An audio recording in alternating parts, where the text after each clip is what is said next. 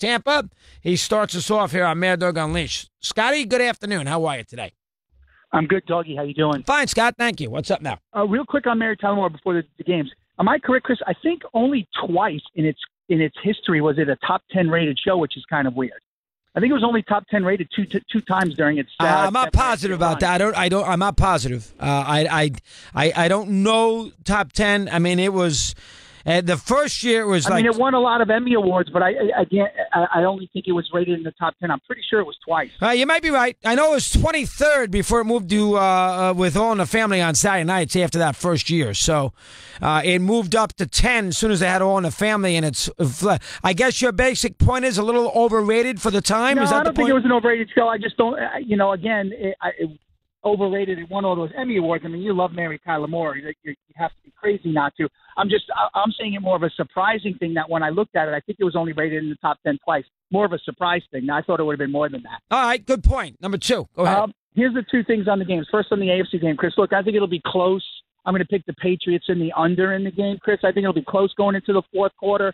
New England will probably put up a 10 spot in the quarter and win the game something like 27-10. If Bortles had some receivers, I'd give them a better chance because Belichick's going to take away the run game. He doesn't have a lot of weapons on the outside to really do something if Belichick takes away the running game. That's what would worry me about their lack of big-time offensive players makes you nervous about this game. Outside of Fournette. And he's a running back who needs a lot of carries. Now, he can catch the ball, but he needs a lot of carries.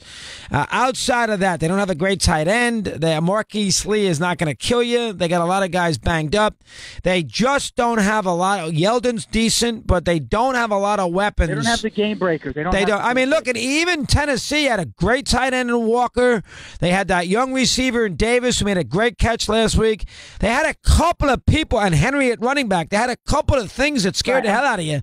Jacksonville doesn't have that. I agree. And when the Giants beat Belichick in those games, they had receivers. I mean, they had, Nix and Cruz and Manningham and Plaxico and Amani Toomer. So they had plenty of weapons where they had to worry about it. And here's the thing on the NFC game, Chris. Look, I just can't get through me that the Philadelphia Eagles are going to be able to score points. They only scored, 15 against the Falcon defense, and now all of a sudden we think they're going to put up points like points against the Vikings. I think it's a low-scoring game, too. I would take the Vikings and the under.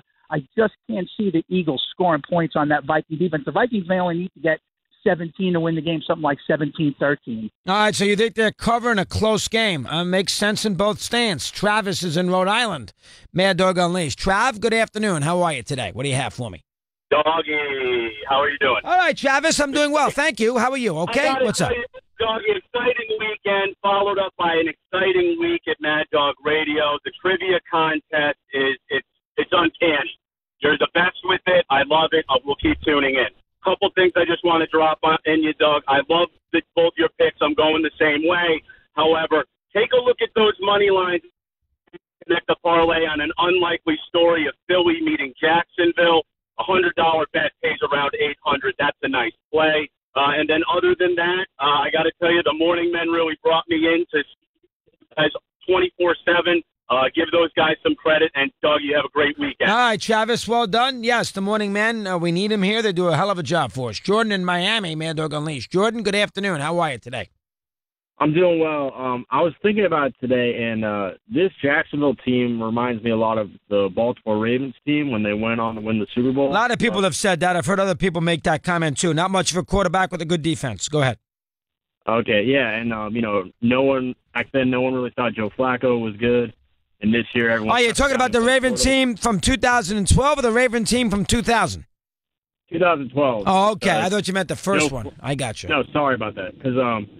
in that 2012 team, no one really thought Joe Flacco was that good, and it's kind of similar. Blake Bortles has kind of in a similar situation, and that 2012 Baltimore team went into Denver and won, and no one really thought they would beat the Broncos. It's kind of similar to the way Jacksonville beat Pittsburgh. I just want to hear your thoughts on that. I mean, they seem pretty similar to me. I don't know. Baltimore played and beat the Pats, and they won a miracle game against Denver. They won in overtime. They were way behind. They made big plays.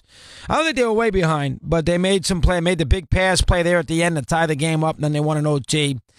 They had karma. You know, you could say that. Now, Baltimore had a lot of postseason experience, and they had lost to New England in a game they should have won one of the time. So keep that in mind, and they did match up well against the Patriots, too. Doug is in Texas. Mad Dog Unleashed. Dougie, your turn. How are you today? I'm doing good. How are you? Fine, Doug. Thank you. What's on your mind now? I mean, Case Keenum is from Texas, so there you go. Fire away. Let me hear. Well, that's where I'm at, and I agree with your pick. But what I haven't heard is Case Keenum growing up through the Texas high school football system. He will find a way to win. He's a competitor, and if all things are equal, put your money on Case Keenum. He'll find a way to win. Yeah, I think that's fair, and I think that's a big advantage. I think that is a Viking advantage here in the game, and I asked Phil that in what appears to be a very close and hard-fought game, who is the better quarterback? And I know he's not, a Hall of Famer, and a lot of people have been waiting all year for him to fall flat on his face. I get that, but in a close, hard-fought sort of mirror images of each other, who is the better quarterback? The better quarterback is on Minnesota. 23 after the hour, we continue on Mad Dog Unleashed.